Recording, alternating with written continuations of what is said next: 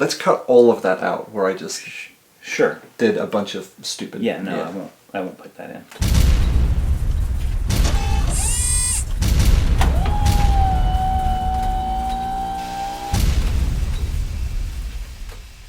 Welcome to Nerd Barrage. I'm Matt.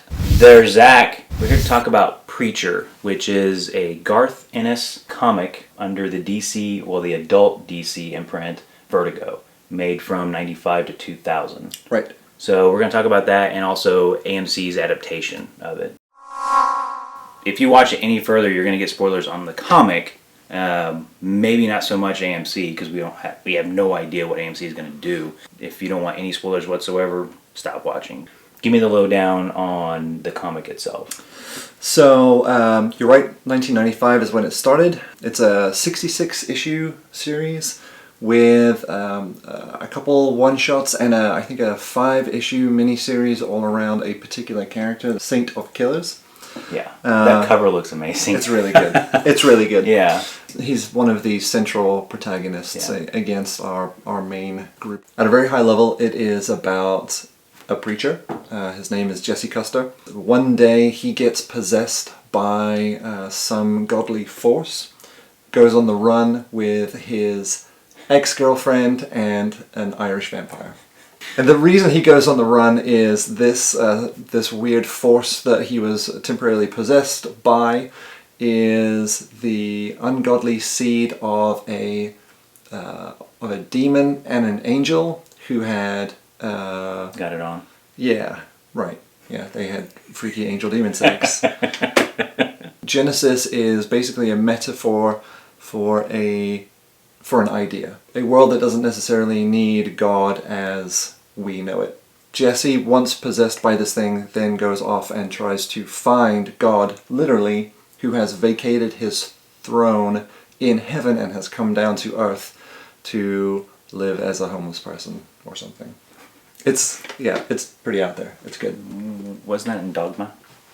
Yeah. Introduce our hero.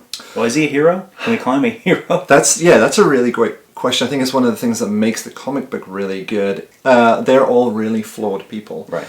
And they're written specifically to be as human as possible, which means they are all a little greedy, they're all a little jealous, they're all a little violent, they're all a little narcissistic. But I think what Garth Ennis tries to do with these people is, to set them apart, is give them a very specific purpose, and they are traveling through a world where a lot of the folks that they come across are really aimless and don't really have anything that they're trying to do. It's definitely not a typical comic book where there's definitely these guys are evil, definitely these guys are bad guys, and you can tell because the evil guys wear black and the bad guys wear like underpants over their pants and that kind of stuff. The adaptation makes it seem like he's had a sordid past. Yeah. It's the whole comic is very, very violent. I'm curious to see how far AMC is going to take that. But yes, the preacher's background is it's pretty messed up. He has a very abusive kind of family unit that he comes from and was bullied a lot by some pretty horrific people. It's one of the things where I kind of don't want to go into it too much because it's really awful and it makes me feel uncomfortable talking about it. Oh, wow. It's very, very dark. It is bleak. So I think it's worth pointing out at this point as well that if you are easily offended, particularly around anything to do with organized religion, just don't open it. Steer clear. Yeah, stay far away. Does Genesis kind of take over? Yeah, quite the opposite actually. Jesse remains Jesse.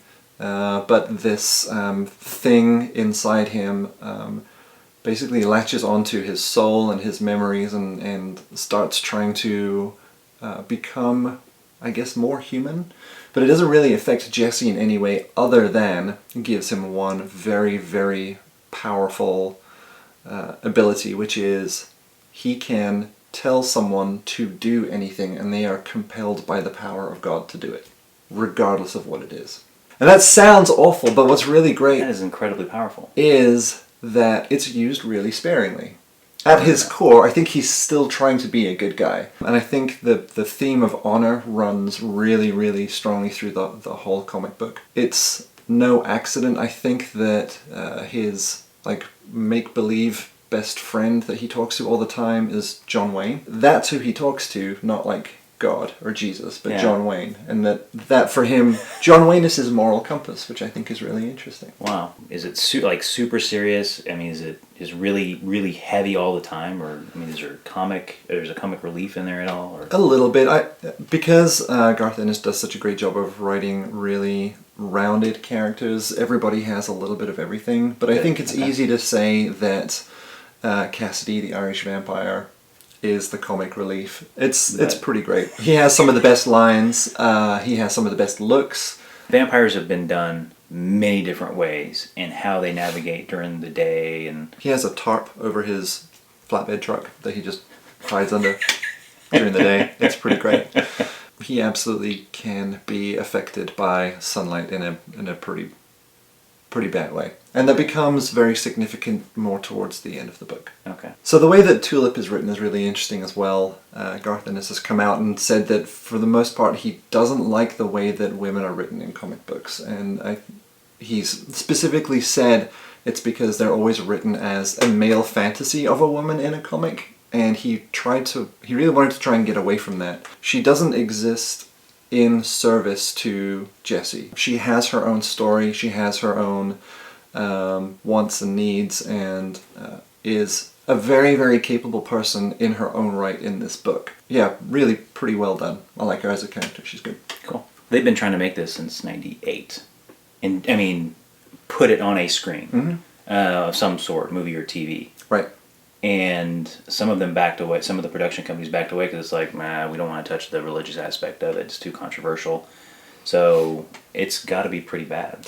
Yeah, I think it is. I was going to try and hedge and say, well, it kind of depends on your point of view, but it doesn't. Garth Ennis is a hardcore atheist, makes no apologies, but you can tell that he's done his homework for this run.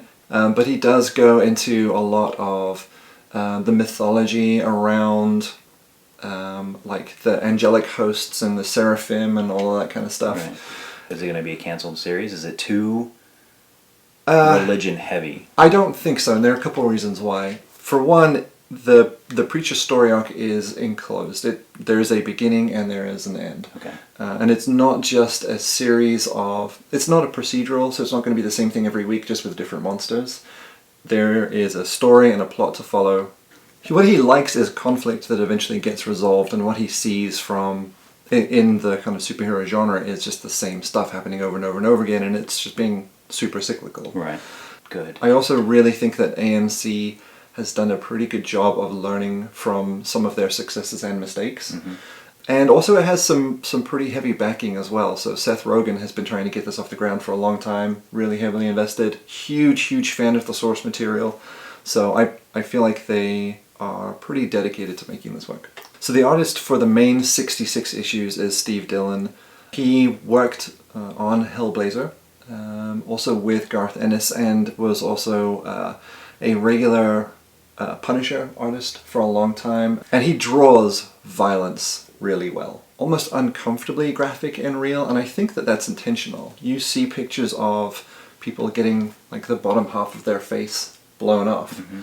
But their eyes are open and they're watching it happen to them, and it's really it's very, very powerful. Yeah. So even though there is a lot of graphic violence in this comic book, I don't think at any point you could really say that it celebrates it. So one of the things I also like about Steve Dillon is that he's able to draw people like real people and have them all look different.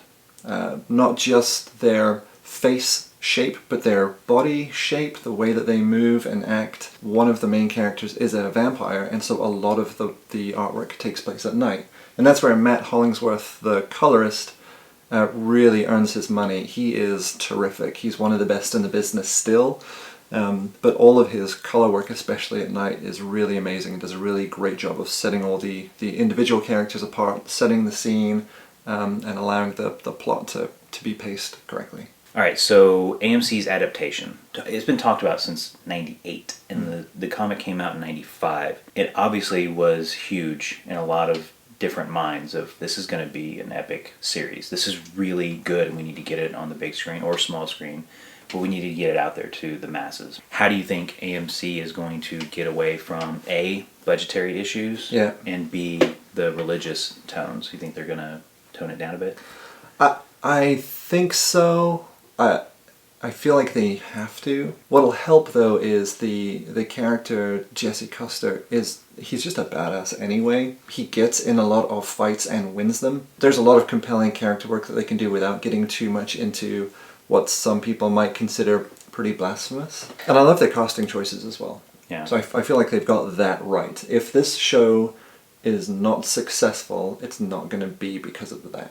Okay. I think if the show is not successful, it's going to be either because they stuck too close to the content of the books and it just offended and upset too many people, or they strayed too far away from the source content to where it bears no relation to something that was very, very popular and very impactful to a lot of people. The Preacher is grounded in reality. It's about 3 fairly normal people with unnormal things happening around or to them. Other than the fact that Cassidy's an Irish vampire. Right. Do you think that's going to make people go... I think that part is actually going to be... I hope it's going to be one of my favorite parts. He is consistently one of my favorite characters in the comic book. Like, I would read it more for him than Jesse Custer's story, because I just find him intriguing. If they go hard at God's decided not to be in heaven anymore because he just doesn't give crap, that's what might get it into trouble. So I'm interested to see how it's gonna stick to the material. I want it to be successful. I want it to look good. Oh, it already looks good. And I hope the story is there, and I hope I love Cassidy. It should be interesting, nonetheless. I will definitely watch it. It's May 22nd is the premiere, so on a Sunday. Because we'll wrap it up with a review at the end of the reaction video too. So I think that would be a good wrap up to this. Like, we don't know what it's going to be like, so it's kind of hard to say what the predictions are, other than we want it to succeed. So, but if you like us, don't forget to subscribe and share us with your nerdy friends. Thanks, guys.